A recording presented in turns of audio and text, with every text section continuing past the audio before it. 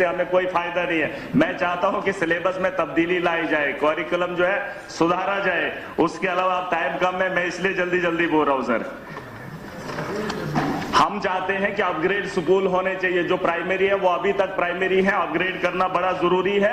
गांव अब शहर में तब्दील हो गए हैं, आबादी बहुत बड़ी है सर, उसके बारे में सोचा जाना चाहिए। 200 रुपए लेने के लिए एक बच्चे ने कल प्रेमनगर में एक आदमी के ऊपर चाकू चला दिया। उस तालीम से हमें यह फायदा हो रहा है कि नशा आम हो चुका है। जम्मू के अंदर 200 रुपया पाने के लिए प्रेमनगर में एक आदमी ने दूसरे नौजवान को चाकू मार दिया सर। उस पढ़े लिखे तालीम याफ्ता के बारे में जो एजुकेशन की हम बात कर रहे हैं, उसके बाद पढ़े लिखे नौजवान के बारे में हमने क्या सोचा है वो भी इस बजट में, इस ये जो पैसा भेजा गया है या एजुकेशन सिस्टम को बेहतर करने के लिए बनाया गया है, उसके बारे में भी सोचा जाना चाहिए। उसके अलावा सर एनएचएम और एनआरएचएम डॉक्टर्स बैठने को तैयार नहीं है। जो पढ़ा लिखा काबिल डॉक्टर है वो बाहर जा रहा है, उसे गवर्नमेंट की सैलरी अच्छी नहीं लग रही है। हमारा जो वेल क्वालिफाइड है, जो वेल ट्रेंड है, बाहर से आया है और अपने क्लिनिक्स पे काम कर रहा है या बाकी जगहों पे धक्के खा रहा है। मैं चाहता हूं उन लोगों को जो है कॉन्ट्रैक्ट बेसिस पे उठाया जाना चाहिए, जिस तरीके से एनएचएम और एनआरएचएम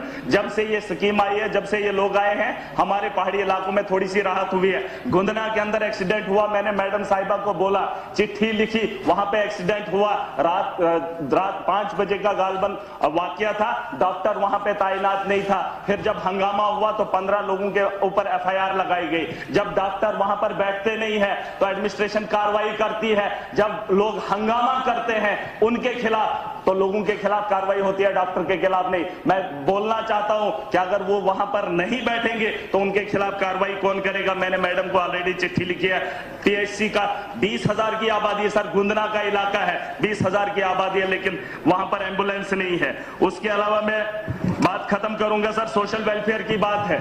इन्होंने बड़े किस्से सुनाए बुजुर्गों के लिए, इन्होंने स्कीमें लाई, लेकिन 3-4 साल से मैं देख रहा हूं कि सिर्फ फार्म भरे जा रहे हैं, पेंशन नहीं आ रही है। और जो सर अपाहिज हैं, जिनके पैर कटे हैं, जिनके बाजू कटे हैं, उनको 2000 से गुजारा नहीं होगा, क्योंकि वो रोजमर्रा की जिंदगी में जी नहीं पाएंगे, उनके उसमें भी इजाफा होना चाहिए। बाकी सर मैं चाहूंगा कि बीजेपी को वक्त मिलता है, एनसी को वक्त मिलता है, कांग्रेस को मिलता है, मुझे भी वक्त का ख्याल किया जाए ताकि मैं भी वक्त पे बात करूं और जो आपका सेशन होगा उस सेशन में अपना भी योगदान दे।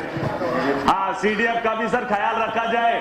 अभी हम इलाके में जाएंगे, आज हमसे प्लान ले लेंगे, हम 3 करोड़ का प्लान सर इनको बनाकर दे देंगे, है तो अगर हम इलाके में किसी वारदात को देखते हैं, हमारे यहाँ घरों के घर जल गए, लेकिन ऑन स्पॉट हम अगर उनको रिलीफ नहीं दे पाएंगे तो हम किसके एमएलए हैं, हम कौन लोग हैं। हम चाहते हैं कि वक्त पर हम वहां पर जाएं और जिन लोगों को जरूरत होगी हम अपने फंड में से वक्ती तौर उनकी जो है इमदाद कर पाए। लेकिन जिस तरह से यहाँ पर हमारे इकोनॉमिकल लोग बैठे हैं, यहाँ पर जो पॉलिसी मेकर्स हैं सर, और इसके अलावा मैं चाहता हूं कि डिस्ट्रिक्ट लेवल की पोस्टें जो है वहां पर जो है फरोग दिया जाना चाहिए। और जो पॉलिसी मेकर है उनको भी बताना चाहूंगा कि 3 करोड़ जो अपनी मर्जी से आप मनमानी कर रहे हैं, क्या हो उसके अंदर धांधली हो।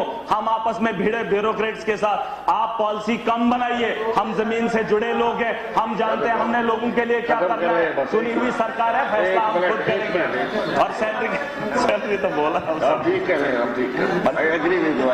सर, ये सैलरी के बारे में भी डिमांड है, एक रेजुलेशन है, जरूरी है। किसी ने कहा था कि ये लोग अपनी सैलरी की मांग कर रहे हैं, बहुत सारे जम्मू कश्मीर के लोग देख रहे हैं, नौजवानों ने कहा कि एमएलए अपनी सैलरी की बात कर रहे हैं। मैं उन लोगों को इस हाउस से बताना चाहूंगा, अगर सैलरी होगी तो ईमानदारी से काम होगा। मैंने मांग की है तो मैं चाहता हूं हमारी सैलरी होगी, जमीन पे हम लोगों से काम करवाएंगे और ब्यूरोक्रेट को भी काम कराने पे मजबूर।